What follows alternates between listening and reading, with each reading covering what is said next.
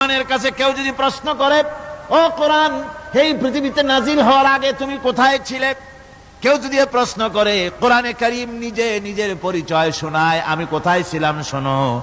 বাল হুয়া কুরআনুম মাজিদুন ফি লাউহিম মাহফুজ, বরং এই কিতাব অতীব মর্যাদা সম্পন্ন সুরক্ষিত ফলকে লিপিবদ্ধ ছিল, আমি ছিলাম লোহে মাহফুজে, সেখান থেকে এসেছি।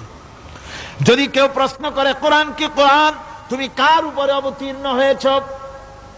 জবাব কোরআন নিজেই দেয়, ওয়া আমিনু বিমা নুজিলা আলা মুহাম্মাদ ওয়া হুয়াল হাক্কু মির রাব্বিহিম, ঈমান আনো সেই জিনিসের উপরে যেটা মুহাম্মদ সাল্লাল্লাহু আলাইহি ওয়াসাল্লামের উপর অবতীর্ণ হয়েছে।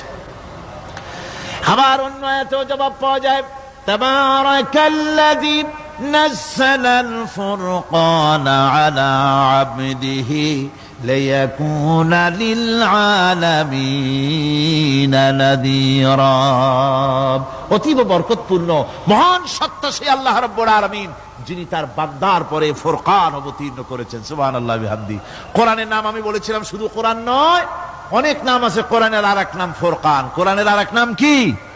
আল ফারকু বাইনাল হক্কি ওয়াল বাতিল। কোরআন হচ্ছে সেই মহাসত্য যা মিথ্যা এবং সত্যের মধ্যে পার্থক্য সূচিত করে, মঙ্গল এবং অমঙ্গলের মধ্যে পার্থক্য সৃষ্টি করে, যা সত্য এবং মিথ্যার মধ্যে তাফরিকা সৃষ্টি করে, সত্যকে মানুষকে বুঝিয়ে দেয়। তার নাম হচ্ছে ফুরকান।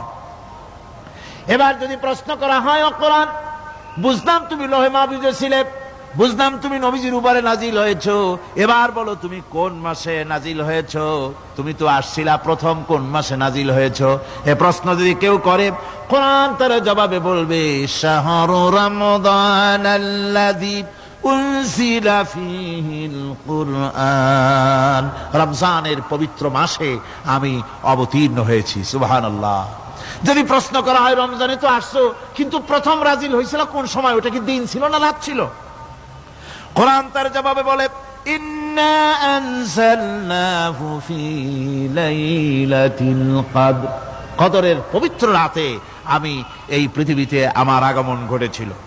যদি প্রশ্ন করা হয়, বুঝলাম সবই, কেন নাজিল হয়েছে তুমি? এই পৃথিবীতে তোমার আসার উদ্দেশ্য কি? মূল কাজটা কি? এই প্রশ্ন যদি করা হয়, কোরআনে কারীম তার জবাবে বলে, শোনো কেন এসেছি। লিতুখরিজান নাসা মিনাজ যুলুমাতি ইলান নূর, আমার মিশন হচ্ছে গোটা বিশ্ব মানবতাকে পুঞ্জীভূত জমাট বাঁধা অন্ধকারের ভেতর থেকে টেনে বের করে আলোর সন্ধান দিতে, আলোর দিকে আনার জন্য আমি কোরআন নাজিল হয়েছি। গোটা পৃথিবীর মানুষ আছে অন্ধকারের ভিতরে। কিসের মধ্যে? অন্ধকার কি? অন্ধকার হচ্ছে পুঁজিবাদ, অন্ধকার সমাজতন্ত্র, অন্ধকার ধর্ম নিরপেক্ষতাবাদ, অন্ধকার জাতীয়তাবাদ। মানুষের তৈরি করা যত মতবাদ সব কি? জোরে কোন, সবগুলি কি? অন্ধকার। এই অন্ধকারের ভেতর থেকে মানুষগুলিকে টেনে আনবে কোরআন কিসের দিকে? আলোর দিকে। এবার যদি প্রশ্ন করা হয়, বুঝলাম তুমি অন্ধকার থেকে আলোর দিকে নিয়ে আসবে, আলোর দিকে আসলে পরে ফায়দাটা কি হবে? মূল ফায়দাটা বুঝায় দাও, আসল ফায়দা কি হবে তোমারে যদি মানি? কোরআন তার জবাব দেয়, নিজের পরিচয় নিজে তুলে ধরে, ফামান তাবিআ হুদায়া ফালা খাউফুন আলাইহিম ওয়ালা হুম ইয়াহজানুন। এই কোরআনকে যদি মেনে চলো, এই কোরআনের আইন যদি মানো, সমাজে মানো, ব্যক্তিতে মানো, পরিবারে মানে, রাষ্ট্রে মানো, জীবনের সব ক্ষেত্রে সমস্ত জায়গায় যদি এই কোরআনকে মেনে চলো, ফালা খাউফুন আলাইহিম, তাহলে তোমাদের কোনো ভয় থাকবে না, ওয়ালা হুম ইয়াহজানুন, কোনো চিন্তাও থাকবে না। কিসের ভয় থাকবে না? কোরআনের আইন মেনে যদি চলো সমাজে ও রাষ্ট্রে, চুরির ভয়, ডাকাতির ভয়, জিনার ভয়, হত্যার ভয়, সন্ত্রাসের ভয়, কোনো ভয় থাকবে না। ওয়ালা হুম ইয়াহজানুন, চিন্তাও থাকবে না। খাওয়া পড়া, শিক্ষা, চিকিৎসা, বাসস্থান, এগুলির কোনো চিন্তা থাকবে না। কোরআনের সমাজে সব কিছুর গ্যারান্টি দেওয়া হবে, সবগুলি পেয়ে যাবে। এখন যদি আবার প্রশ্ন করা হয়, কোরআন, বুঝলাম তোমারে মানলে পরে সব ফায়দা হবে, তাহলে এবার জবাব দাও, তোমার ভিতরে কি রাজনীতি আছে নাকি? আমি তো মানুষ, আমার রাজনীতি করা লাগে। Man is social animal. আমরা তো জঙ্গলের পশু নই, আমরা তো মানুষ। আমাদের সমাজ আছে, আমাদের পৌর নির্বাচন আছে, আমাদের জাতীয় নির্বাচন আছে, আমাদের কলকারখানা আছে, জমিন আছে, আমাদের রাজনীতি, অর্থনীতি, সমাজনীতি আছে, পারিবারিক নীতি আছে, অনেক নিয়ম মালা আছে, নিয়ম নীতি আছে। তোমারে মানলে তোমার ভিতরে কি ওগুলো আছে নাকি, সে কথা বলো। কোরআন তার জবাবে বলে, وَنَزَّلْنَا عَلَيْكَ الْكِتَابَ تِبْيَانًا لِكُلِّ شَيْءٍ وَهُدًى وَرَحْمَةً وَبُشْرَى لِلْمُسْلِمِينَ।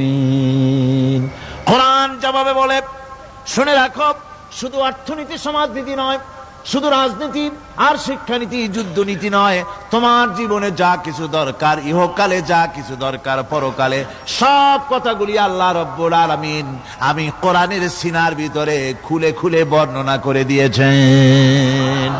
সব কথা এ কোরআনে কারীমের ভিতরে রয়েছে। তোমার এমন কোন জিনিস নাই যা তুমি কোরআনে কারীমের মধ্যে পাবে না। তোমার সমস্ত প্রয়োজন আমার বুকের মধ্যে আল্লাহ দিয়ে দিয়েছেন। বিজ্ঞান আছে, দর্শন আছে, ইতিহাস আছে, সব আছে এর মধ্যে। তবে কোরআনের মধ্যে বিজ্ঞান আছে বলে আমি এটাকে বিজ্ঞানের কিতাব বলবো না, দর্শন আছে বলে দর্শনের কিতাব আমি বলবো না, রাজনীতি আছে বলে কোরআনকে আমি রাজনীতির কোন কিতাব বলবো না। কোরআন তাহলে কি? কোরআন হচ্ছে অর্থনীতি, সমাজনীতি, রাজনীতি, পারিবারিক নীতি, মানুষের জীবনের যা কিছু প্রয়োজন, সমস্ত নীতি মালার নীতি গ্রন্থের নাম হতেছে কোরআনে কারীম। সমস্ত নীতিমালার নীতি গ্রন্থ কোরআন। এখানে রয়েছে সব কিছুর উৎস।